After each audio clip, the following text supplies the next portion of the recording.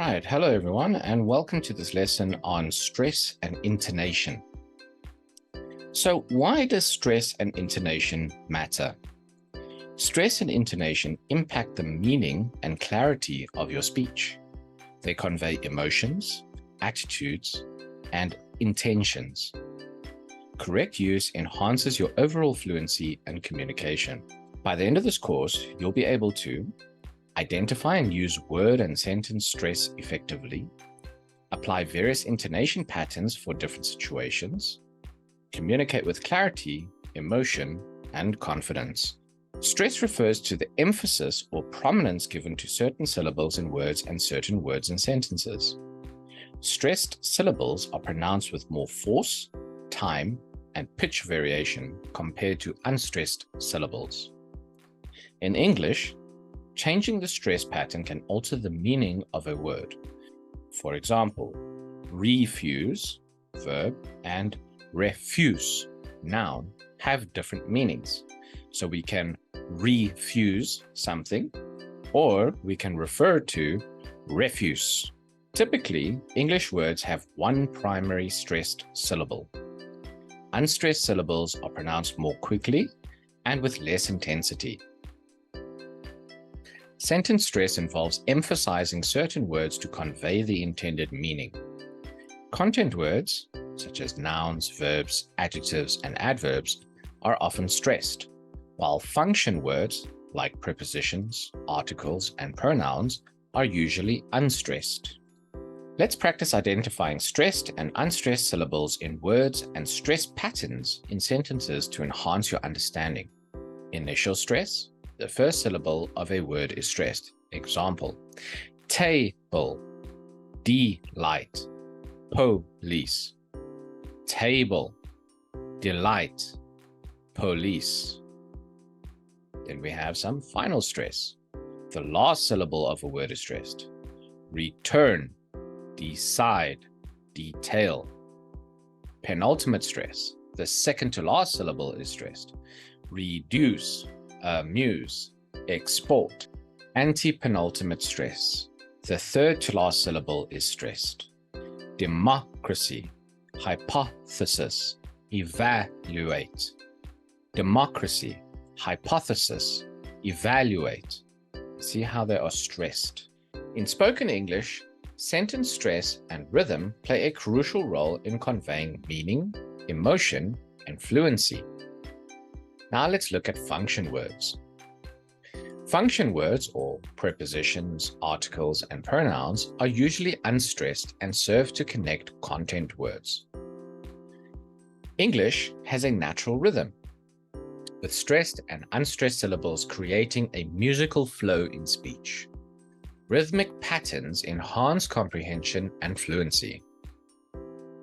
So let's practice identifying sentence stress in sentences and developing rhythmic patterns in spoken English.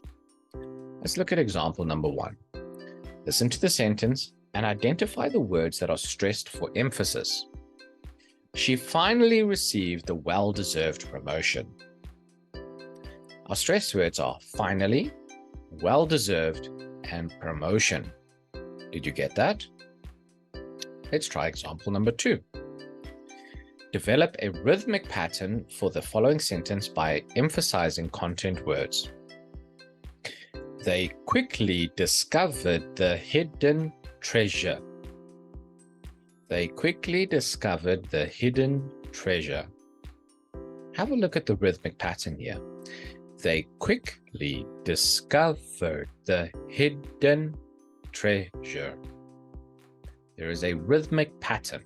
Although it's not as pronounced as we are making it here, it is there. Intonation.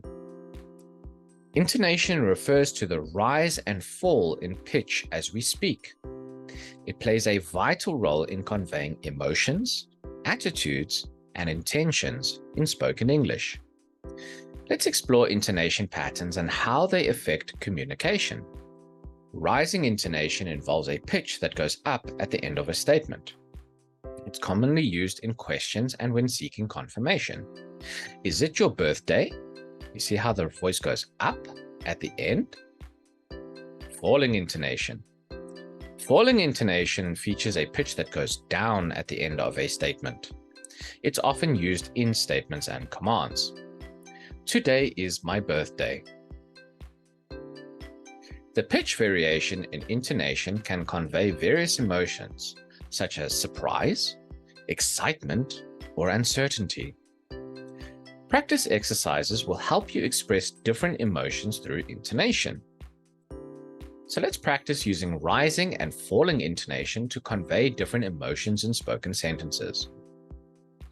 This will enhance your ability to express attitudes and intentions effectively. Think of some sentences and say them to your partner, family, or friends, and make sure to use rising and falling intonation for expression. One of the easiest ways to remember this is that we use a rising intonation when we are asking a question. And for most sentences, we will use a falling intonation. So, is it your birthday? That is a question. We always use a rising intonation with questions. Any statement or anything else, we use falling intonations. Today is my birthday. Remember, mastering these aspects of spoken English is an ongoing process. Continue to practice in your daily conversations and seek opportunities to refine your skills. As you work on mastering stress, rhythm, and intonation patterns, you might encounter common challenges. Let's address these challenges and provide some valuable tips to help you overcome them. Challenge number 1, overemphasis. Some learners tend to overemphasize stress, leading to unnatural speech. I do this when I'm teaching to really show you where the stress is, but you should not do that in real-life conversations. Practice subtlety in stress, focusing on the most critical words for clarity. Challenge number 2, monotone speech. Another challenge is speaking with a monotone or a flat pitch. We do not do this in English. If someone speaks with a monotone, it sounds horrible. In English, we have rising and falling pitches, we have rhythm, we have different stresses, intonations. You have to keep that in mind. Speaking with just a single tone the entire time does not work. Work on varying your pitch to express emotions and maintain listener engagement. Challenge number 3, miscommunication. Miscommunication can occur when incorrect stress patterns change the meaning of a sentence. Pay attention to the intended meaning and practice precise stress. Be very careful with this. If you stress the wrong syllable in a word, you can actually completely change the meaning of that word from like a verb to a noun, and that could mess up the whole meaning of the sentence. Be careful of that. Fast speech. Speaking too quickly can hinder clear stress and intonation. Practice speaking at a moderate pace for better control. Don't speak too slowly, but don't speak too quickly either. Challenge number 5, lack of confidence. Lack of confidence can affect your ability to use intonation effectively. Practice and regular use will boost your confidence over time. I cannot stress this enough. The more you practice, the more you use it in your daily life, the better you will get and the more confident you will get. That is the only way to boost your confidence and to boost your ability to speak naturally is to practice. Practice everything that we're doing in this course and you will become really good at English. Now let's talk about mastering stress and intonation. First of all, listen actively.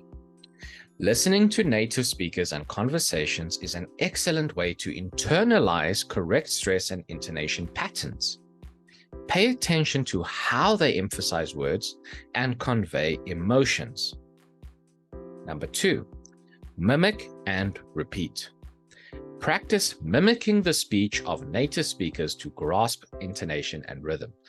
Listen to how they speak and then copy them.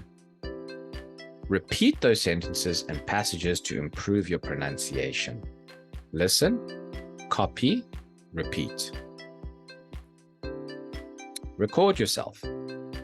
Recording your own speech allows you to identify areas for improvement. Listen to the recordings and make adjustments as needed. Say a few sentences, record them, and then play it back and listen to how you are saying them. It will be easier if you go and listen to a native speaker, maybe on a TV show or something, record that, and then record yourself saying the same sentence, and then listen to the difference between how you are saying it and how the native speaker says it, and use that as a guide to practice your pronunciation. Use feedback. Seek feedback from teachers, language partners, or online language communities. Constructive feedback helps you refine your skills. Take those recordings of yours and give them to a friend or a family member or a teacher and ask them to give you some advice on how to improve. Engage in conversations. Engage in conversations with native speakers or fellow learners. Apply stress and intonation patterns in real-time conversations. You need to actually do it. You can't just read how to do something and then you know how to do it. You have to practice it. Watch movies and TV shows. Watching English language movies and TV shows exposes you to authentic spoken English. Observe how actors use stress and intonation in various situations or various contexts. This is one of the best ways to improve your pronunciation. Remember, mastering stress and intonation is a gradual process. This is a slow process. Be patient with yourself and continue to practice every single day. Your commitment to mastering these elements will enhance your spoken English and your ability to communicate effectively. Keep up the great work and practice, practice, practice. I'll see you in the next lesson. Goodbye.